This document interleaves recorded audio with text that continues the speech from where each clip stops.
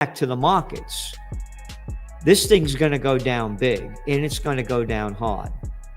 But again, none of these politicians are talking about close all the bases overseas like we did for Occupy Peace. It's one of our top. Bring home the troops and secure the homeland. Stop spending the money on the military-industrial complex and rebuild America. And by the way, gold prices today went down another 21 bucks. You're looking at gold at what? 2,390. Again, when we made the forecast, it's still way up. It was $2,041 when we said this was the golden year. According to Andy Schechtman, CEO of Miles Franklin Precious Metals, claims that China has halted its gold purchases are false. Schechtman explains that the country has been discreetly acquiring the precious metal through various covert methods, including buying unrefined gold and silver from regions like Latin America and then refining these materials domestically. These tactics help China avoid drawing attention to its substantial gold stockpiling efforts and prevent significant market price fluctuations. In today's episode, Schechtman highlights how the Western media has often misrepresented China's gold buying activities, portraying them as less aggressive than they truly are. This misreporting stems from a lack of understanding of China's strategic methods to keep its actions under wraps. The misinformation has led many to underestimate China's influence in the global precious metals market.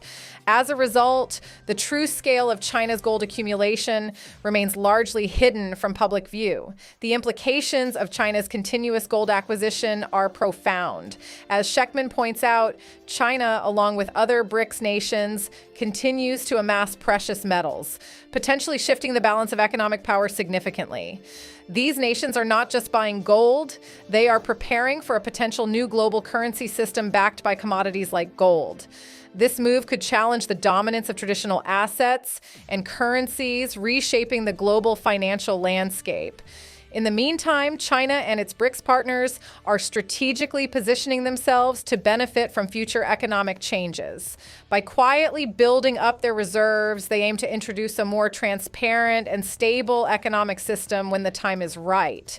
Until then, they remain opaque about their true intentions and the extent of their gold holdings, ensuring that they can accumulate as much as possible without driving up prices or tipping off competitors. Schechtman emphasizes that this strategic accumulation underscores the importance of understanding the deeper motives behind global economic movements. Now we'll show you the best clips of his latest interview with Liberty and Finance, but first, hit the like button, smash the subscribe button, and turn on notifications so you do not miss out our recaps.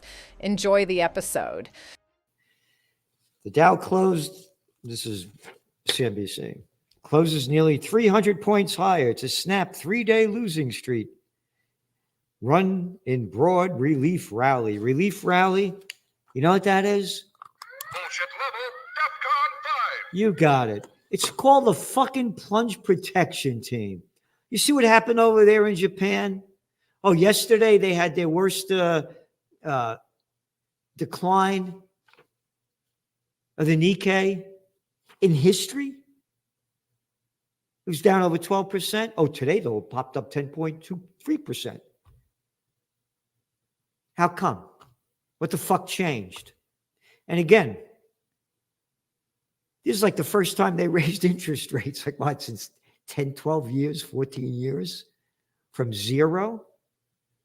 And Japan's been buying all these government bonds, trillions of dollars worth. The thing goes up 25 basis points and the fucking market goes to shit. Again, look at the data. The data's all there. And by the way, gold prices today went down another 21 bucks. You're looking at gold at what? 2,390. Again, when we made the forecast, it's still way up. It was $2,041 when we said this was the golden year for gold. And Bitcoin, we keep saying, they all saying it's going to die. It's going to, if it stays in the levels that we've been giving, and they're right there for everybody to see, we said it's going to keep going up. It hasn't gone near our breakout point. Again, it's not like what you want, what you wish, what you hope for. It's what is. And oil prices, you see Brent crude, $76, a little over that, a barrel of Brent.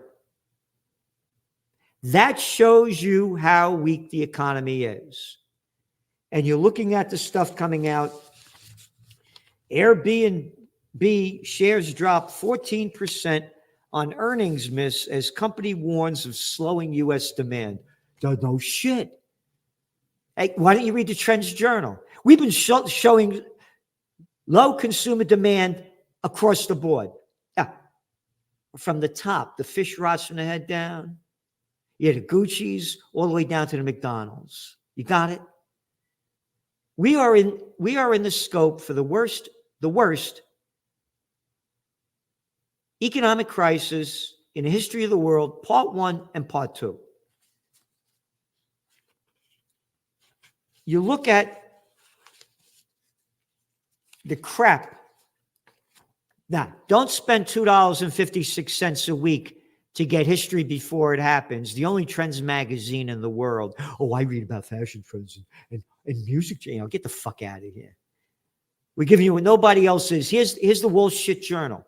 $5 a day. How long did we say about the office building bust and the banks go bust? Oh, the office building bust we forecast would happen back in May of 2020 when they locked down the countries and forced people to work at home. We said there's going to be an office building bust. Then we forecast that the banks are going to go bust as a result of this. This is Oh, come on now. That ain't even bullshit. That's horse shit. No, it's Wall Shit. Wall Shit Journal fucking headline. Are banks sweeping dud property loans under the rug?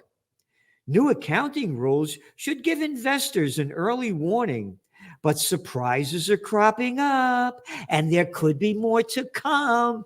Yeah, come on your fucking face. What are you talking about? Not a fucking word in here about the disaster of all of the banks that are going to go broke because of the failures of the office buildings to pay their loans that are due. These are interest rate loans. It keeps coming up. And interest rates are double what they were, and they got less and less and less tenants. You got it? They don't have the tenants, and they got loans to pay. But we won't talk about that. And to show you how bad things are, I told you I was down in the city a couple of weeks ago, right? Oh, by the way, you saw the article in the Trends Journal about the on 50th Street in the city. 50th Street, Midtown Manhattan. A building that sold for $320 million in 2006 went on auction.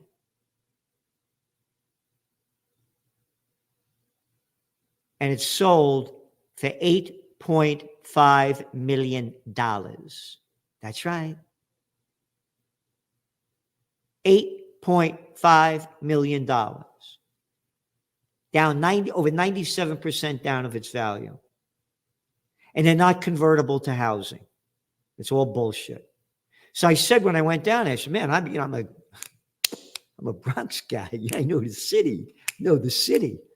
I mean, I remember the city in the 70s when it was wild, man.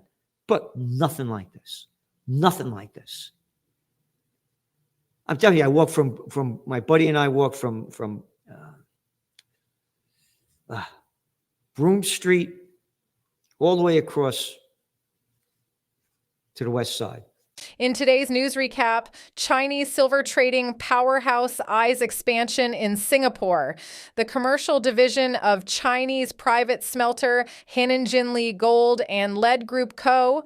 is looking to expand its commodities trading team in Singapore as the industry turns increasingly bullish on copper, aluminum, and other metals. The division, which handled about half of China's silver exports last year, is aiming to hire more more physical and derivative traders for industrial and precious metals, said Eric Hu, general manager of the trading arm, in an interview in Singapore on Friday. The company hopes to grow its trading team in Singapore from the current 4 to 15 to 20, said Hu, a 2-decade silver market veteran who currently leads a group of more than 100 metals traders and other staff across Shanghai, Hong Kong, and Singapore. I know it is not easy and will take a long time as competition for talent is getting intensive, he said. Metals markets are being transformed by increasing demand from renewable energy installations, artificial intelligence, and supply shortfalls. That's encouraging some of the world's biggest energy traders to get more involved in metals, a sector that's been dominated by behemoths, Glencore PLC and Trafigura Group. Jin Li Industrial International PTR, the Chinese company's Singapore subsidiary that officially started operations last October, has hired Noel Ruan from Mercuria Energy Group and Bruce Wang from Citigroup Inc. in the past 6 months, Hu said. Both confirmed their own moves. The company's Hong Kong trading subsidiary sold about 2,000 tons of silver ingots from different smelters in China to overseas clients in 2023, including top bullion banks such as JP Morgan Chase & Co., Hu said. Official customs data shows. Now smash the subscribe button and turn on notifications so you do not miss out our daily recap. Enjoy the episode. According to the Tax Policy Center. About killing that guy Soleimani and ending the deal with Iran. About trying to overthrow the government of Maduro in Venezuela. About saying he was going to rebuild the infrastructure and didn't do shit. And I think the elections were rigged and he should have won. So make that clear, right? I call it the way it is. And now Harris picked this guy who nobody ever heard of, Waltz. A smart pick. And the numbers are showing that she's moving up. And beating Trump in the latest Marist poll. And it's just the beginning. We made it very clear in our special trend alert back in July that Harris will win minus a wild card such as a stock market crash. And that crash could happen. If the equities go down, Trump goes up. And in your Trends Journal, and by the way, they picked this guy. This is the stories coming out now. American Jewish groups react to Harris VP pick, Tim Waltz, on strict party lines. This is from Haaretz, the Israeli newspaper. After Kamala Harris announced the Minnesota governor, Tim Waltz, would be a running mate, left-wing Jewish organizations lauded Waltz as a pro-Israel Democrat that condemned anti-Semitism on October 7th, and right-wing groups lambasted Waltz as a far-left liberal. She made a smart choice by not getting that guy Shapiro. Again, they know what they're doing. And I'm also saying that I believe that Biden will not finish his term as president. And by election day, it'll be President Kamala Harris versus former President Donald Trump. It's a political reality show. It's a movie. Get it straight. And they've already written the whole script. So, in your Trends Journal, trends on the economic and market front, economic updates, market overviews. And again, you're looking at the consumers are hit by high prices, on and on.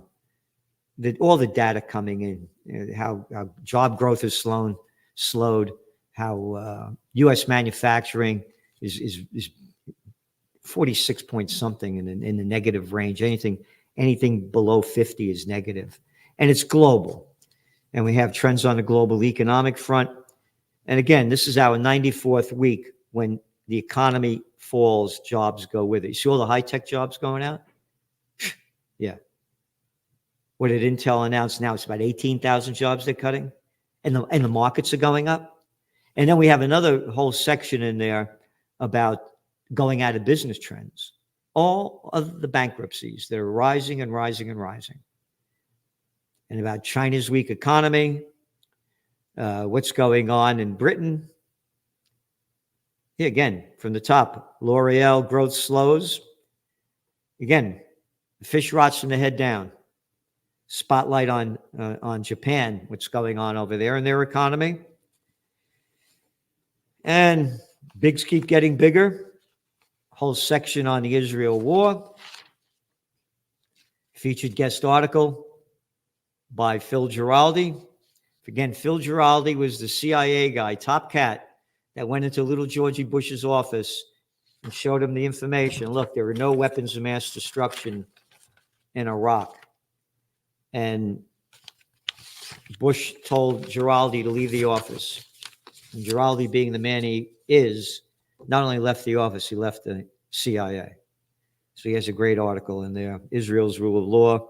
Featured guest article by Dr. Joseph Mercola, Organic Food Safety. Yeah, you better read this one. If you think you're eating safe with organic, you better look twice or three times or four. Featured guest articles by John and Nisha Whitehead. The right not to be lied to. Making the case for truth in politics. Yeah, it's going nowhere. There's no truth in politics. And again, the technocracy guy that nobody... What do you think of Celente's predictions? Is he spot on? Do you disagree with him? Post in the comments section your honest opinion and share with the stackers if you're preparing for a major recession in the upcoming months. Now check this video right here and I'll see you on the other side.